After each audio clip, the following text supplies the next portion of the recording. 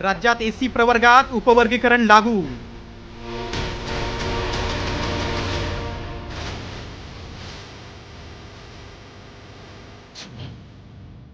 वसतिगृह प्रवेशाच्या जाहिरातीवरून वाद.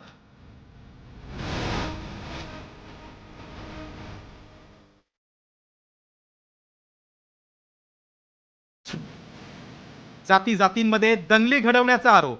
त्यांना देशाचे तुकडे करायचे आहेत, त्यांना राज्यांचे तुकडे करायचे आहेत आणि त्यांना जाती जातीमध्ये दंगली घडवायच्या आहेत. राज्यात एकीकडे आरक्षणावरून मराठा ओबीसी आमने सामने आले असतानाच अनुसूचित जातींच्या 13% आरक्षणाच्या उपवर्गीकरणाचा तिढा निर्माण झालाय. शासकीय वसतिगृह प्रवेशासाठी प्रसिद्ध करण्यात आलेल्या एका जाहिरातीच्या निमित्तानं उपवर्गीकरणाचा वाद पुन्हा ऐरणीवर आलाय.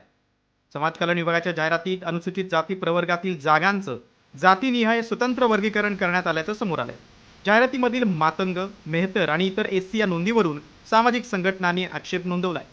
तसंच सत्ताधारी आमदारांनीही ही जाहिरात मागे घेण्याची मागणी केली. आज अगर हॉस्टल में लगाया है, कल जाके दूसरे किसी चीज़ में लगाएगी, नौकरियों में लगाएगी, उसके बाद जो है पॉलिटिक्स वगैरह में लगाएगी. तो इनडायरेक्ट से उपवर्गीकरण को हॉस्टल के माध्यम से लगाने का काम जो है ये सरकार कर रही है, जो सरासर गलत है, गैर संवैधानिक है. संविधान के हिसाब से शेड्यूल कास्ट एक वर्ग होना चाहिए, उसके टुकड़े करना है और जातिवाद फैलाना है. उपवर्गीकरणाचा वाद महाराष्ट्रात प्रचंड मोठ्या प्रमाणात सुरू असताना अशा पद्धतीनं ॲडव्हर्टाईज देणं मला वाटतं हे चुकीचं आहे. या समाजामध्ये मुद्दामच संघर्ष पेटण्याची किंवा शक्यता निर्माण झाली आणि म्हणून मला वाटते का हे काही योग्य पद्धतीनं केलेलं दिसत नाही. या बाबतीमध्ये नक्कीच आम्ही लक्षवेधी पण लावली जाईल, याच्यामध्ये प्रश्न पण लावला जाईल. माननीय मुख्यमंत्री महोदय, सामाजिक न्यायमंत्री महोदय यांच्याशी पण विचारविनिमय केला जाईल. उपवर्गीकरणाचं समर्थन करणाऱ्या मातंग समाजाच्या नेत्यांनी मात्र यावर वेगळी भूमिका घेतली आहे. परंतु आमची त्यांनाही विनंती आहे, कारण आमचेच बांधव आहेत ते, आमची त्यांना विनंती की बाबासाहेबांचा मूळ मंत्र होता सर्व समाजाच्या घटकांना समान न्याय मिळाला पाहिजे. म्हणून जर एखादा घटक वंचित राहत असेल तर त्यालाही प्रगती करण्यासाठी, त्यालाही स्वतंत्र आरक्षण मिळवून देऊन त्यालाही मुख्य प्रवाहात आणलं पाहिजे. हा त्याचा मागचा उद्दिष्ट आहे. या जाहिरातीचा नेमका वाद काय आहे ते पाहूया. नागपूर जिल्ह्यातील 25 शासकीय वसतिगृह प्रवेशासाठी समाज कल्याण विभागाची जाहिरात आहे. जाहिरातीत एससी प्रवर्गाचं स्वतंत्र उपविभाजन केले. एससी प्रवर्गाच्या कॉलममध्ये मान, मेहतर आणि इतर एससी असा उल्लेख आहे.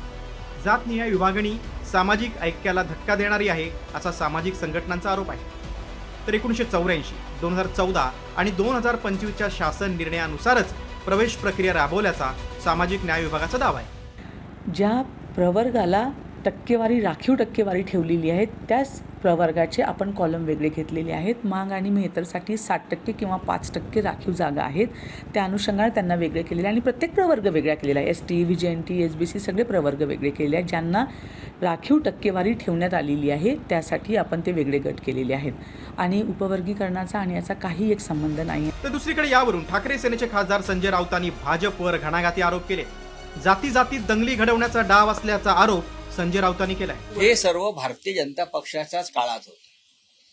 हा जातीयवाद आणि धर्मवाद आणि या माध्यमातून समाजातली फाळणी, समाजाचे तुकडे, त्यानंतर राज्याचे आणि देशाचे तुकडे, हे भारतीय जनता पक्षाचं अंतिम ध्येय आहे.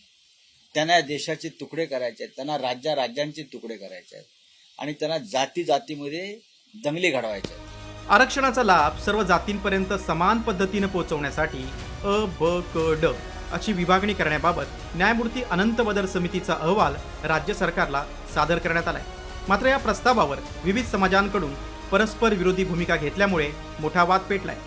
आरक्षणाचा लाभ न मिळालेल्या अतिमागास जातींना प्राधान्य देण्यासाठी उपवर्गीकरणाची शिफारस समितीनं केली.